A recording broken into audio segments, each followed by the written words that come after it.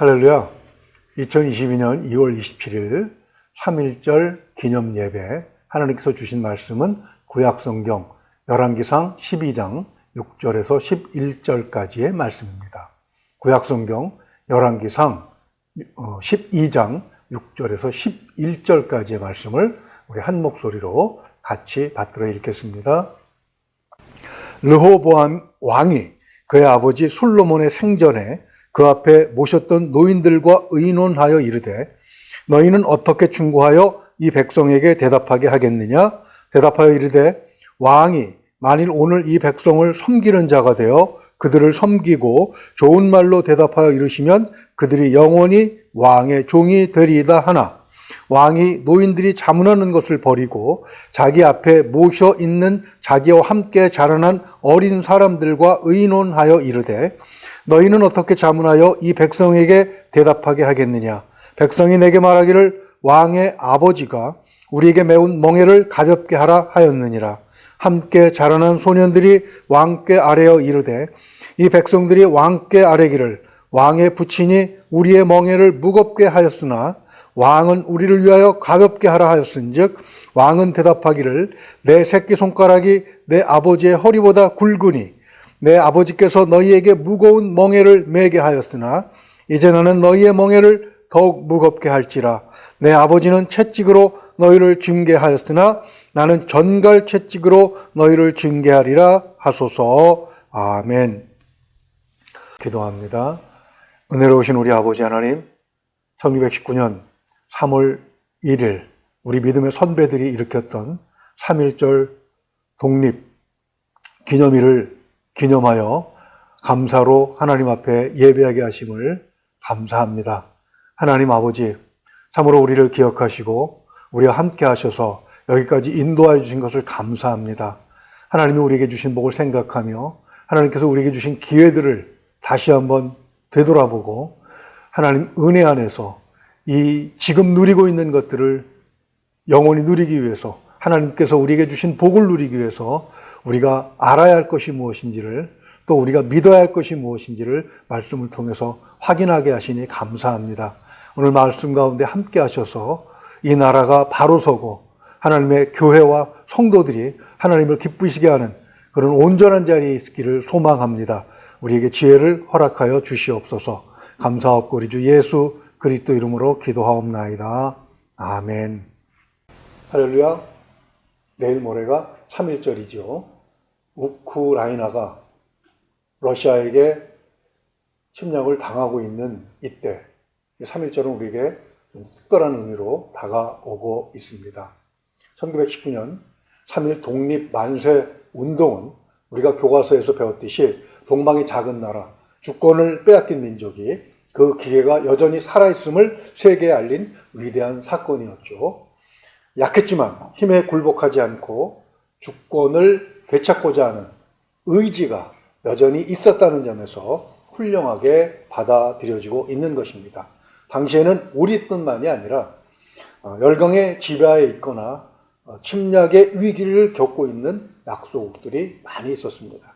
그들에게 강한 인상과 감동을 주었다는 점에서 세계사적으로도 높이 평가되고 있는 사건이죠. 무엇보다도 이 운동은 당시 연희전문에서 교수를 하고 있던 선교사 베커 박사의 도움을 받는 등 기독교가 주도적인 역할을 했습니다. 기독교인인 우리로서는 매우 감사한 일이죠. 독립선언서에는 그래서 기독교적인 사랑과 정의, 평화, 독립사상 등의 정신이 잘 드러나 있습니다. 덕분에 이 운동으로 인해서 일제의 핍박을 받은 것은 기독교인이었습니다. 재산상의 피해도 참여했던 타 종교에서는 찾아볼 수가 없습니다. 이렇게 위대한 사건이지만 그러나 반복해서 일어나서는 안 되는 것이지요. 반복된다는 것은 또다시 우리가 식민지가 된다는 뜻이기 때문입니다. 일제 강점기라는 수치스러운 역사로 인해서 우리가 받은 피해가 얼마나 큽니까? 민족이 분열되고 그래서 국토가 분리되고 동족이 서로가 서로를 죽이는 그런 전쟁으로 이어졌잖아요. 지금도 분단 국가라고 하는 이 현실 때문에 외교적으로나 경제적으로 우리가 얼마나 엄청난 손해를 보고 있습니까? 식민지 상태는 영적으로도 큰 손해를 강요당합니다. 일제강점기에는 신앙의 자유도 빼앗겼기 때문에 예배도 마음대로 드리지 못했잖아요. 무엇보다도 처참했던 것은 신사참배와 같이 일본의 귀신 따위를 억지로 섬기기도 해야 했던 것입니다. 자유를 빼앗기는 데는 영이든 육이든 그 원리가 같습니다. 에베소서 4장 14절을 볼까요? 이는 우리가 이제부터 어린아이가 되지 아니하여 사람의 속임수와 간사한 유혹에 빠져 온갖 교훈의 풍조에 밀려 요동하지 않게 하려 함이라. 아멘. 요동한다는 말은 흔들려 움직인다는 뜻이죠. 내 의지로 그렇게 하는 것이 아니라 다른 존재 힘에 의해서 지배당하고 있는 상태를 말하는 것입니다. 이와 같이 잘못된 교훈에 의해서도 자유를 잃어버리지만 또한 코로나19 같은 전염병이나 암 같은 질병이 나도 모르는 사이에 내 몸에 침투해서 나의 자유를 빼앗아가는 것처럼 그렇게 부지불식간에 침투한 죄에 의해서도 자유를 잃어버리게 되는 것입니다. 3.1 독립 만세 운동은 어떻게 하면 우리가 살아가는 모든 영역에서 자유를 잃지 않고 자주적인 삶을 유지할 수 있느냐 하는 그런 문제에 대해서 심각하게 생각해 볼 것을 요구하고 있는 것입니다. 국가적 영역이든 영적 영역이든 아니면 육체적인 영역이든 사람이 왜 주권을 잃고 자유를 빼앗기며 노예로 살아가야 하는 것이겠습니까? 이에 대해서 기독교인인 우리는 그 답을 성경에서 구해야 됩니다. 왜냐하면 삶의 모든 영역에 대해서 정확한 답을 제공해 주실 분은 하나님밖에 없으시기 때문이죠. 하나님께서는 이에 대한 대답을 성경에서 여러 가지로 우리가 이해할 수 있도록 설명해 놓으셨습니다. 3.1 독립운동 기념주의를 맞이해서 우리와 똑같은 그렇게 나라를 잃고 방황했던 이스라엘의 상황을 우리가 살펴볼 수 있습니다. 거기서 우리는 해답을 얻을 수가 있는 것이죠. 즉 이스라엘이 역사적으로 왕성했던 시기와 빛을 잃고 무너지게 된 원인을 통해서 우리는 우리에게 주시는 하나님의 교훈을 얻을 수가 있는 것입니다. 저는 그것을 역사 발전의 가속과 감속이라는 측면에서 한번 생각해 보려고 합니다. 본문 6절은 르호보암 왕과 그의 아버지 솔로몬의 이름이 함께 등장하고 있습니다. 르호보암은 아버지 솔로몬으로부터 왕위를 물려받았죠. 그는 아버지의 신하였던 노인들에게 충고를 들려달라고 말하고 있습니다. 이 태도는 매우 훌륭하다고 할 수 있죠. 왜냐하면 이스라엘 역사상 안보, 경제, 외교 그리고 문화면에서 가장 큰 발전을 가져왔던 것이 바로 아버지 솔로몬 왕이었기 때문입니다. 성공한 사람의 경험을 참고하는 것은 매우 지혜롭다고 할 수 있는 것입니다. 솔로몬 재임 기간은 모든 것이 급속도로 발전한 시대라고 말할 수 있습니다. 역사 교과서를 보면 우리나라도 고구려 제19대 광개토 대왕을 말할 때 성군이라고 말합니다. 가장 넓은 영토를 차지했기 때문이기도 하지만 그것만은 아닙니다. 국토가 확장되려면 나라가 힘이 있어야 되겠죠. 러시아가 우크라이나를 침공한 것은 우크라이나가 약하기 때문이 아니겠습니까? 힘이 있다면 감히 다른 나라가 침략을 못 해오겠죠. 그러니 백성들이 편하게 살아갈 수 있고 안정된 사회에서 경제와 문화가 발전하는 것입니다. 그 일을 주도한 것이 광개토 대왕이기 때문에 그를 성군이라고 평가하고 있는 것이죠. 솔로몬은 영토를 역사상 가장 넓게 확장한 왕입니다. 역대하 9장 26절을 볼까요? 솔로몬이 유브라데 강에서부터 블레셋 땅과 애굽 지경까지 모든 왕을 다스렸으며 아멘. 국토만 넓힌 것은 아닙니다. 당연히 경제도 발전했죠. 이어지는 27절을 보게 되면 은을 돌같이 흔하게 했습니다. 그의 지혜가 얼마나 뛰어났던지 국제적으로도 명성을 떨쳤잖아요. 열왕기상 10장 1절을 보면 우리가 지금 이디오피아로 알고 있는 그런 스바의 여왕이 솔로몬의 지혜를 배워오겠다고 찾아와요. 그녀는 이스라엘의 문화가 얼마나 놀라운지도 확인을 합니다. 열왕기상 10장 4절과 5절을 한번 볼까요? 스바 여왕이 솔로몬의 모든 지혜와 그 건축한 왕궁과 그 상의 식물과 그의 신하들의 좌석과 그의 시종들이 시립한 것과 그들의 관복과 술관원들과 여호와의 성전에 올라가는 층계를 보고 크게 감동되어 아멘. 모든 면에서 발전합니다. 예술, 문화, 물질, 경제, 제도 이렇게 발전하게 된 이유가 무엇입니까? 사실 솔로몬은 원래 그 출생이 왕이라고 보기에는 비천했습니다. 아버지 다윗이 충성스러운 신하인 우리아의 아내 밧세바와 불륜을 저지르죠. 그 사이에서 태어났으니까 다른 왕자들에 비해서 얼마나 처졌겠습니까? 아마 왕자들 사이에서 구박도 많이 받았을 거예요. 열왕기상을 읽어보면 특히 솔로몬과 관계된 부분에서 신하들에게조차 제대로 인정받지 못했다는 사실을 우리는 간접적으로 발견할 수가 있습니다. 그런 그가 왕위에 올랐습니다. 그의 지위는 당연히 든든하지 못했겠죠. 열왕기상 3장 4절을 보면 바로 그러한 상황에서 솔로몬은 두려운 마음에 하나님 앞에 간절하게 매달립니다. 그 표현이 바로 일천 번제였어요. 하나님은 히브리서 11장 6절에서 말씀하신 것처럼 자기를 찾는 자들에게 상 주시는 분이십니다. 이렇게 하나님께 철저히 매달리는 솔로몬에게 복을 주셨어요. 더군다나 그는 하나님의 마음에 쏙 드는 짓만 했습니다. 열왕기상 3장 5절을 보면 하나님은 솔로몬에게 무엇을 줄꼬? 라고 물으세요. 솔로몬이 무엇을 원했는지 11절을 보면 우리는 요약해서 답을 얻을 수가 있습니다. 하나님께서 이렇게 대답을 하시죠. 이에 하나님이 그에게 이르시되 네가 이것을 구하도다. 자기를 위하여 장수하기를 구하지 아니하며 부도 구하지 아니하며 자기 원수의 생명을 멸하기도 구하지 아니하고 오직 송사를 듣고 분별하는 지혜를 구하였으니 아멘. 당시에는 왕이 재판까지 다 했습니다.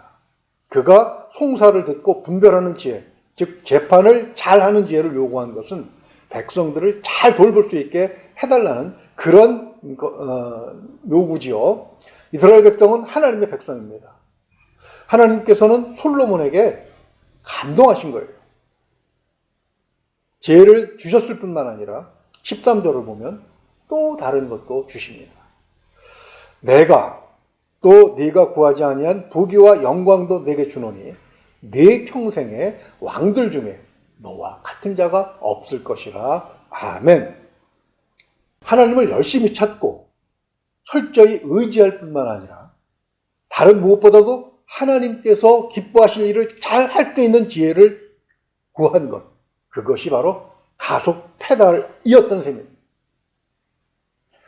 솔로몬 시대에 이스라엘이 급속도로 번영할 수 있었던 이유가 바로 이것이죠. 그러나 솔로몬의 영광은 이대를 가지 못합니다. 솔로몬의 아들 르호보암이 즉위하고 나서 곧바로 나라가 둘로 갈라져 버려요. 본문 16절 이하를 보게 되면 유다 지파만을 뺀 나머지 11지파가 여로보암을 왕으로 삼습니다. 역사의 발전에 제동이 걸린 거예요. 르호보암이 브레이크를 제대로 밟아버린 겁니다. 그러나 오늘 본문을 보면 역사 발전의 감속은 이미 솔로몬 시대에 있었다는 것을 알 수가 있어요. 솔로몬의 신하들은 조언을 구하는 르호보암 왕에게 7절 말씀처럼 백성을 섬기는 자가 되어라고 요구하고 있습니다. 르호보암이 노인들의 충고도 듣고 같은 연배의 젊은이들에게도 충고를 들으면서 이 요구를 들어줘야 하는지에 대해서 자문을 구해요. 백성을 섬기는 구체적인 방법이 무엇이겠습니까? 그 9절의 힌트가 있습니다. 왕의 아버지가 우리에게 메운 멍에를 가볍게 하라는 것입니다. 여기서 솔로몬은 왕으로서 백성을 섬긴 것이 아니라 꽤 과혹하게 굴었다는 것을 알 수가 있어요.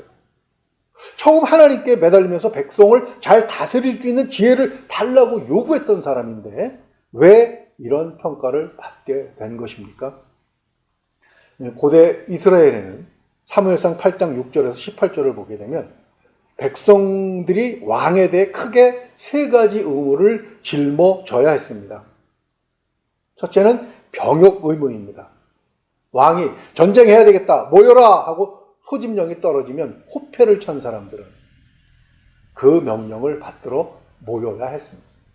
하던 일을 다 중지하고 가정도 버리고 왕의 명령을 따라야 했죠.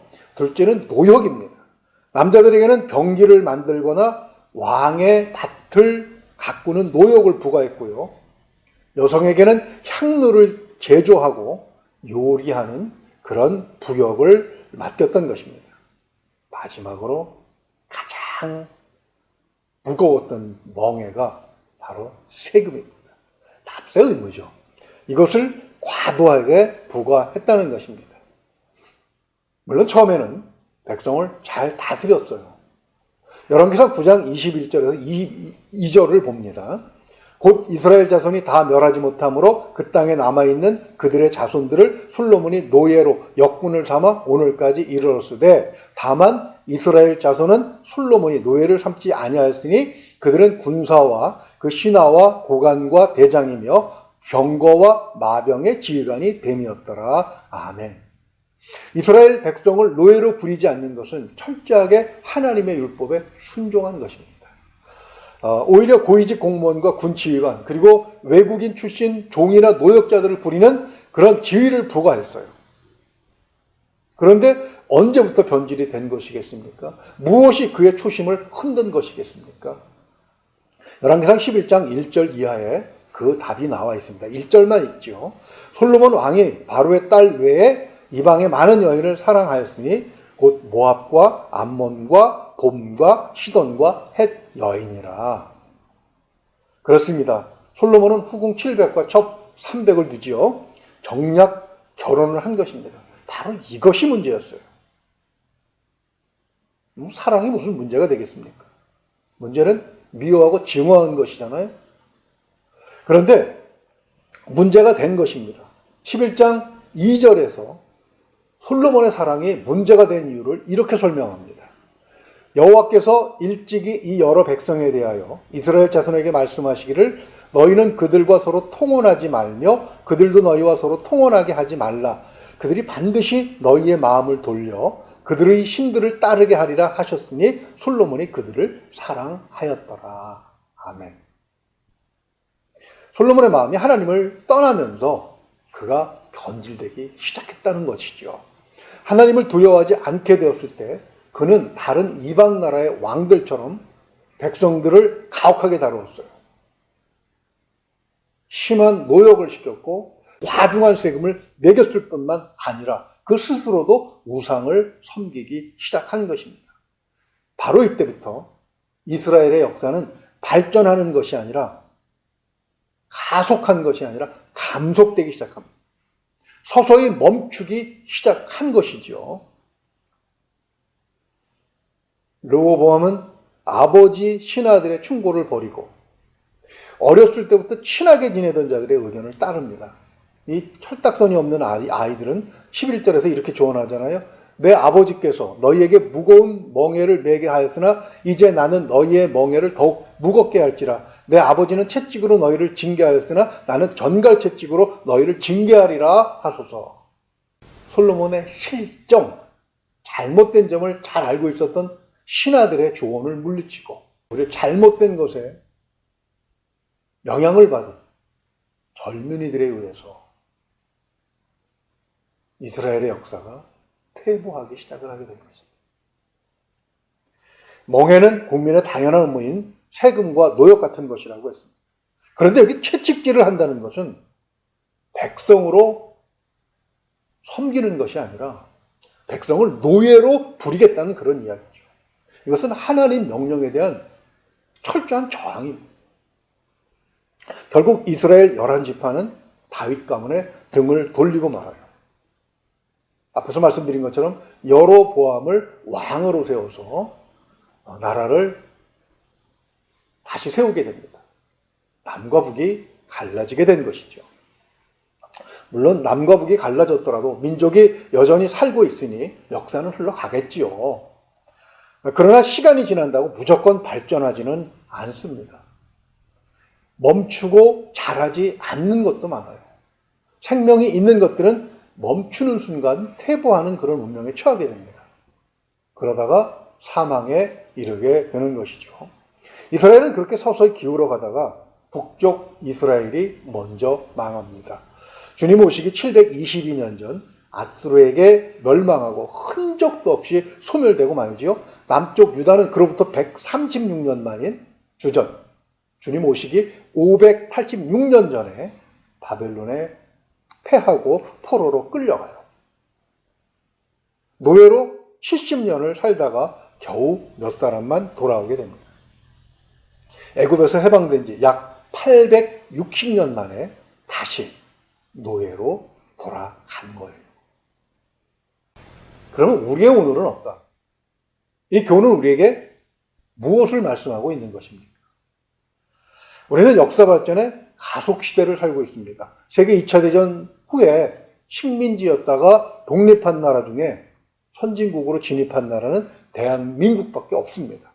외국의 학자들은 아마도 역사상 이것이 마지막이 될 것이라는 전망을 하면서 극찬을 하고 있습니다. 그러면 우리는 안전합니까? 오늘 본문은 충분히 그렇지 않을 수 있다고 교훈하고 있는 것이죠. 역사의 발전이 최고 속도로 달리다가 감속될 수 있고 정지할 수도 있고 그리고 퇴보할 수도 있다는 것입니다. 우리는 어떤 지표들로 이것을 감지해낼 수 있겠습니까? 첫째는 교만하지 않은가 하는 점을 살펴봐야 됩니다. 크게 발전하고 있는 나라들의 세 가지 특징이 있다고 그래요. 이 특징들이 뚜렷한 나라는 교만할 수가 없습니다. 첫째는 비전이 있는가입니다. 비전, 바라봄이죠. 더 높은 곳, 더 넓은 곳을 바라보는 것이죠. 아직 목표가 멀리 있기 때문에 교만할 수 없습니다. 이만하면 됐다라고 생각하는 순간 교만이 찾아 들어오는 거죠. 솔로몬이 바로 그 함정에 빠졌던 것이죠. 둘째는 비전, 성취를 위한 노력을 하고 있는가, 능력이 있는가 하는 점입니다. 능력이 없다면 노력을 해야 되겠죠. 교만한 자는 르호보암처럼 실력도 없으면서 자기가 이룩한 것이 아니잖아요. 아버지에게 물려받은 것이잖아요. 그런데 큰 소리를 치면서 실속 없는 그런 행위를 합니다. 그것이 바로 교만의 병이죠. 세 번째는 투게더, 함께 하는가입니다. 교만한 자는 남을 인정할 수 없기 때문에 결코 함께 갈 수 없습니다. 솔로몬이 자기 자신에 대해서 교만함을 느꼈을 때 백성들은 더 이상 섬김의 대상이 되지 못했던 것입니다. 국가를 유기체로 비유하기도 합니다. 생명체와 같은 특징이 있기 때문이죠. 그것은 국가도 생명체처럼 성장이 멈추면 죽어간다는 것입니다. 경제든 국방이든 외교든 교만한 순간 그것이 정점이 되면 그때부터 퇴보하게 되는 것이죠. 그것은 개인도 마찬가지고 영적인 경우도 동일합니다. 우리는 교만해지지 않기 위해서 사도 바울의 마음을 본받을 필요가 있어요. 빌립보서 3장 12절을 봅니다. 내가 이미 얻었다 함도 아니요 온전히 이루었다 함도 아니라 오직 내가 그리스도 예수께 잡힌 바 된 그것을 잡으려고 달려가노라. 아멘. 그리스도가 목표이기 때문에 교만할 수가 없죠. 누가 주님과 비교해서 내가 더 뛰어나다라고 말을 할 수 있겠습니까? 바울 사도는 비전의 성취를 위해 끊임없이 노력을 했습니다. 사도는 빌립보 교인들에게 이런 자기와 같이 가자고 권면합니다. 빌립보 교회는 이방인 교회였어요. 영적인 지혜나 지식에 있어서 사도 바울과는 비교할 수 없을 만큼 부족했다는 뜻입니다. 그러나 그는 무시하지 않았어요. 업신여기지 않았어요. 함께 가자고 독려했습니다. 국가가 발전하고 있는가 아니면 퇴보하고 있는가 가속과 감속의 시각으로 바라볼 때 두 번째로 체크할 점은 국민이 존중받고 있는가 하는 점입니다. 솔로몬에게 드러난 잘못은 국민들을 섬김의 대상에서 수단으로 여겼다는 데 있습니다. 현재 우리나라뿐만 아니라 미국을 비롯한 석유 선진국들의 민주주의가 무너질 위기에 봉착해 있다고 말들을 합니다. 스텔스적 요인들이 작용하고 있다는 것이죠. 스텔스 기능을 가진 최첨단 비행기는 레이더에 걸리지 않고 침투할 수 있습니다. 괴의 특성과 똑같아요. 그 정체를 세 가지로 학자들은 이렇게 정리합니다. 첫째로 기술의 첨단화로 소득의 양극화가 심화된다는 것입니다. 둘째는 그래서 중산층이 소멸되고 소수 특권층이 사회와 국가를 좌지우지하게 된다는 것. 자신들만을 위한 정책을 펼쳐나가고 국민들은 수단을 삼게 되겠죠. 그것이 바로 세 번째입니다. 위정자들이 국민을 섬기는 것이 아니라 국민의 의견을 받드는 것이 아니라 자신의 목적, 자신들의 목적을 이루어가는 수단으로 삼는 것입니다. 오늘 본문과 비교해보면 새로운 것도 아니죠. 솔로몬 왕이 빠졌던 함정이 바로 이것이었잖아요. 우리는 아직 이 정도까지는 아닌 것 같습니다. 그러나 솔직하게 말씀드리자면 완전히 예외적이지도 않아요. 세 번째로 우리가 발전하고 있는가 아니면 퇴보하고 있는가 점검할 점은 무엇을 의지하는가 하는 점입니다.